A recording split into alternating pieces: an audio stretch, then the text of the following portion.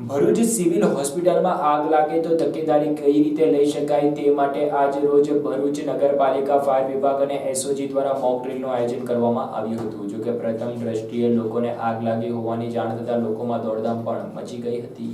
ભરૂચ નગરપાલિકા ફાયર વિભાગ અને એસઓજી દ્વારા આગના બનાવો સામે કેવી રીતે રક્ષણ પ્રાપ્ત કરવું તેનું એક મોક ડ્રીલનું આયોજન કરવામાં આવ્યું હતું। આજે વહેલી સવારે ભરૂચ નગરપાલિકા દ્વારા એક મોક ડ્રીલનું આયોજન કરવામાં આવ્યું હતું। જો કે આ મોક ડ્રીલ અંતર્ગત ભરૂચ સિવિલ હોસ્પિટલમાં આગ લાગી હોવાની વાતો પ્રસરી જતા એક તબક્કે ઉપસ્થિત લોકોમાં દોડધામ મચી જવા પામી હતી। જો કે ત્યારબાદ લોકોને જાણ થઈ કે આ એક મોક ડ્રીલ છે અને લોકોએ રાહતનો દમ લીધો। સામાન્ય રીતે જો ભરૂચ સિવિલ હોસ્પિટલમાં આગ લાગે તો ફફડાટ વ્યાપવું વ્યાજબી છે। જો કે આ વચ્ચે જ ભરૂચ નગરપાલિકામાં પણ એક મોક ડ્રીલનું આયોજન કરવામાં આવ્યું હતું। મોક ડ્રીલના આયોજન કરતા પ્રથમ દ્રષ્ટિએ સિવિલ હોસ્પિટલ જાણે આગનો બનાવ બન્યો હોય તેમ લોકટોળા એકઠા થયા હતા, પરંતુ અંતે નગરપાલિકા ફાયર વિભાગે મોક ડ્રીલ જાહેર કરતા લોકોએ રાહતનો શ્વાસ લીધો હતો। આગના બનાવને પગલે સિવિલ હોસ્પિટલમાં અનેકો વખત બનતા હોય છે। ક્યારેક અચાનક આગના બનાવ બને તો જાહેર જનતાને કઈ રીતે રક્ષણ પ્રાપ્ત કરવું તે વિશે આજે ભરૂચની સિવિલ હોસ્પિટલ ખાતે નગરપાલિકાના ફાયર વિભાગ દ્વારા એક મોક ડ્રીલ યોજાઈ હતી। આ મોક ડ્રીલમાં ભરૂચ ફાયરના જવાનો અને એસઓજીએ સાથે મળી કામગીરી કરી હતી। આ તકે ભરૂચ